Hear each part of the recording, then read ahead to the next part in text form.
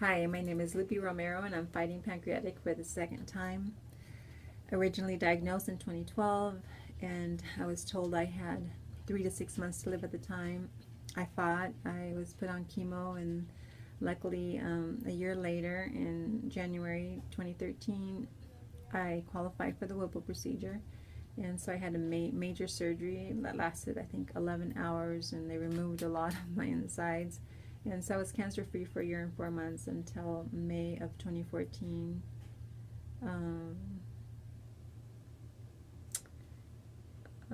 I have chemo brain. Chemo brain is very real. But anyway, I was cancer free. And then May of 2014, I was diagnosed with a reoccurrence.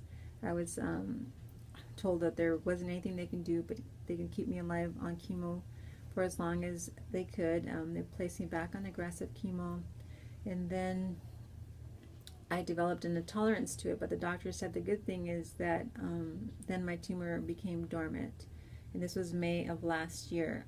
And so I've continued to have a CT every 3 months, and the purpose of this video is to update my friends and family, because sometimes I'm just too tired to update Facebook or send a text, so I thought it would be easier to just do this video.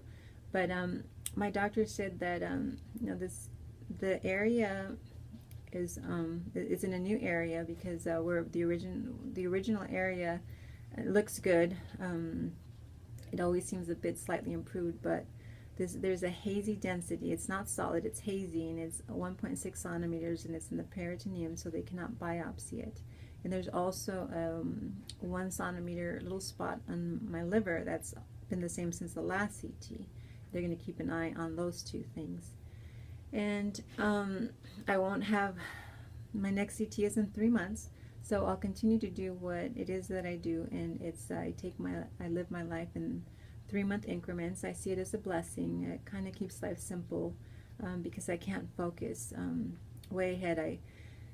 I have completed 11 Los Angeles marathons. My 11th was in between my cancers, and I've also gone skydiving 4 times, and I've learned a lot from those 2 experiences. So with right now, it's 50-50. There's a 50% chance that this thing could be nothing, and there's a 50% chance that it can.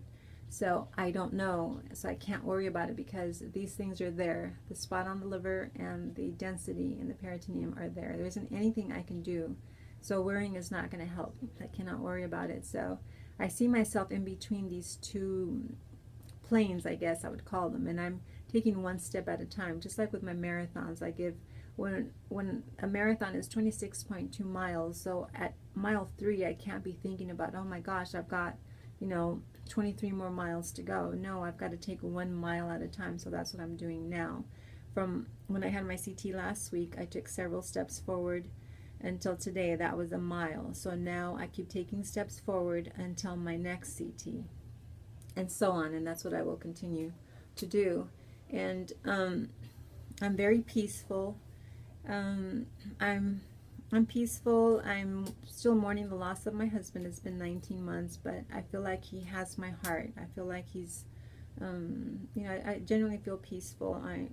He suffered a lot towards the end, so I know he's in a peaceful place, and I know he's watching over me, but I honestly feel like he's just like has his hands around my heart. So I love you, honey. And so there isn't anything I can do.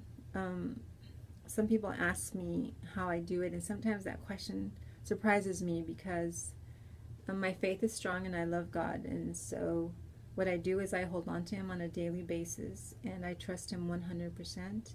And even from the day that I was diagnosed, I've never felt sorry for myself. I've always asked Him, what do you want me to do? So on a daily basis, first thing when I wake up is I say good morning to God, and then I ask Him, where do you want me to go? What do you want me to do?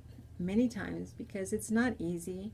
I am peaceful, but it's hard. I don't have my husband of 38 years, and my kids are grown, and my grandkids, my oldest grandson is going to be 19, and so I've raised my family.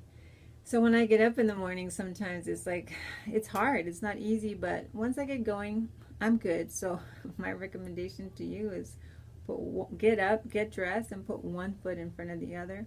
Hold on to God and be thankful. Be thankful. With or without cancer, there are no guarantees. Oh, here's my scar from my port. I've developed an allergy to chemo, but I think, well, if need be, I'll put on a clinical trial, and that will most likely require some aggressive medication. The chemo has also taken a toll on me, this aggressive chemo that I've been on, so my chemo brain is really bad. I cannot explain chemo brain because unless you have it, you have no idea what I'm talking about. When I tell people I'm forgetful, they always share their stories and say, oh yeah, that comes with age, but this is totally different, totally different. And so